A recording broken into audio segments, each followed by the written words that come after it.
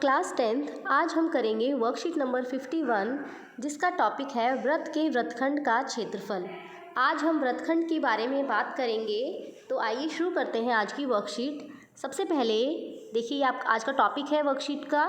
यहाँ पर एक डायग्राम दिया गया है जो कि वृत्त है। यहाँ पर कुछ शब्द लिखे हैं जैसे कि चाप। आप सभी बच्चे जानते हैं कि वृत्त की परिधि का जो एक भाग होता है, जैसे कि यहाँ से यहाँ तक, या ये भाग और बड़ा भी हो सकता है, तो वृत्त की परिधि का कोई भी भाग क्या कहलाता है? चाप कहलाता है। ठीक है। और यहाँ पर लिखा है त्रिज्यखंड। त्रिज्यखंड के बारे में हमने अपनी पिछली वर्कशीट में पढ़ा था कि दो त्रिज्याओं यानी वृत्त की कोई भी दो त्रिज्या और उसकी जो संगत चाप है उसके बीच का जो क्षेत्रफल होता है उसे हम क्या कहते हैं? त्रिज्यखंड का क्षेत्रफल। यानी ये जो भाग है, ये ग्रीन कलर में जो आपको नज़र आ रहा है, ये क्या है? त्रिज्यखंड। यहाँ से यहाँ तक और ये।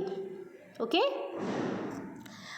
आज का जो हमारा टॉपिक है वो है वृत्तखंड, और बेसिकली वृत्तखंड का क्षेत्रफल हम कैसे निकालते हैं उसके बारे में आज हम सीखने वाले हैं। यहाँ पर आपको नज़र आ रहा है वृत्तखंड। ये देखिए, ये क्या है जो मैंने अभी ड्रॉ किया है? ये है वृत्त की जीवा। तो वृत्त की जीवा और उसकी जो संगत चाप है, ठीक है, उसके बीच का जो क्षेत्रफल होगा उसे हम क्या कहेंगे? वृत्तखंड का क्षेत्रफल।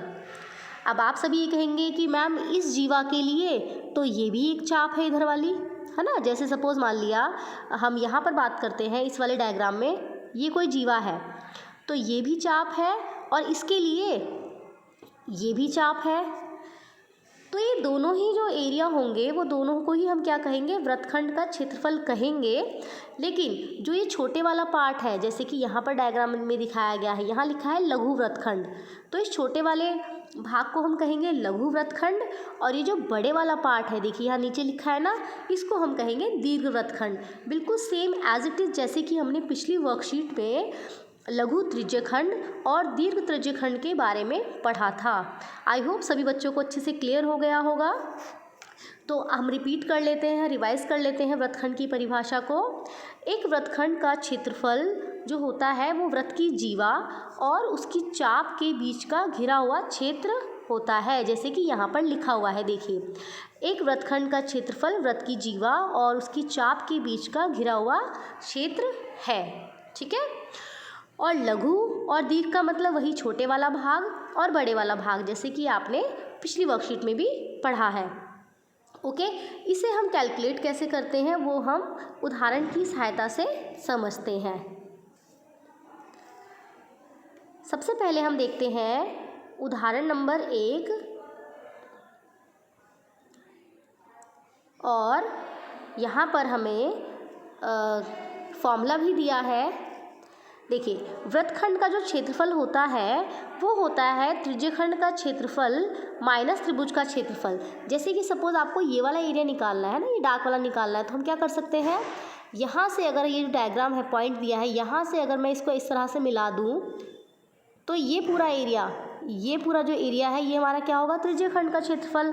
अगर इसमें से ऊपर वाला त्रिभुज का हम माइनस कर देते हैं तो हमारे पास क्या आएगा? ये नीचे वाला पोर्शन आ जाएगा, है ना।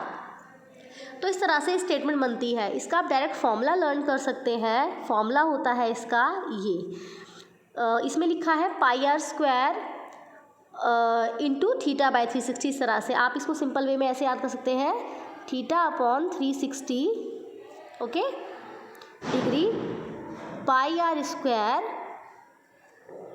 Minus 1/2 r² sine theta. ये फॉर्मूला किसका है? ये फॉर्मूला है आपका वृत्तखंड का क्षेत्रफल ज्ञात करने का formula. Theta by 360 into πr² minus 1/2 r² sine theta. ये फॉर्मूला सभी बच्चों को अच्छे से याद करना है। इस फॉर्मूले पर बेस सभी क्वेश्चन आराम से हो जाएंगे वृत्तखंड वाले। अब देखिए, अगर आपको आता है वृत्तखंड का क्षेत्रफल निकालने के लिए सपोज, ठीक है ना, और आपको क्वेश्चन में कुछ भी गिवन नहीं है, वैसे तो क्वेश्चन में हमेशा गिवन होता है लाइक कि लघु वृत्तखंड का क्षेत्रफल ज्ञात कीजिए, तो आप पहले से वो निकाल देंगे। उसके बाद बात आती है अगर कि आपको निकालना है दीर्घ वृत्तखंड का, तो आप एक तरीका है, या तो आप दीर्घ के लिए यहाँ पर थीटा की वैल्यू चेंज कर देंगे 360 में से माइनस करके, है ना।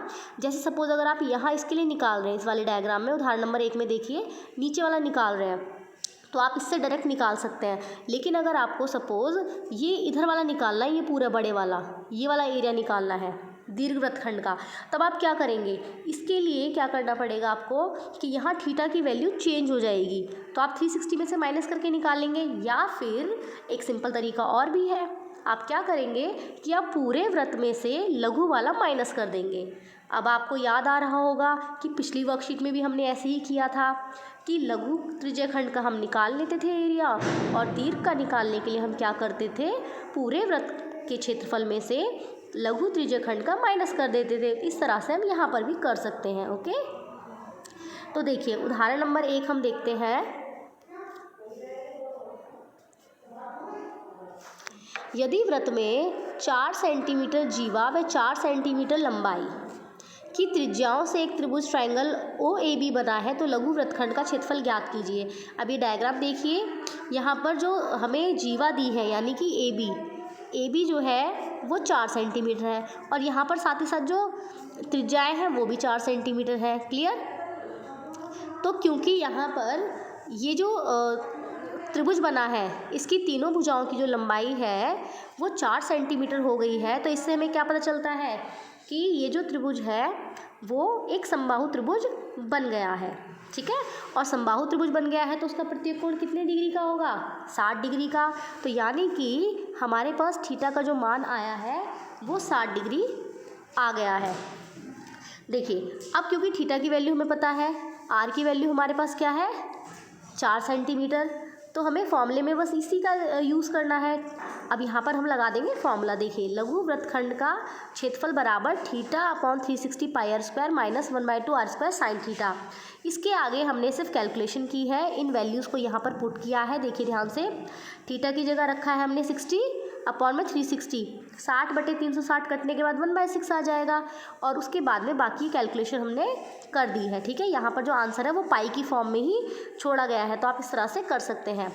इस क्वेश्चन की जो कैलकुलेशन है इस उदाहरण की, आप अपने आप करना, बहुत इजी है, आप सभी बच्चों को बहुत अच्छे से समझ आ जाएगा।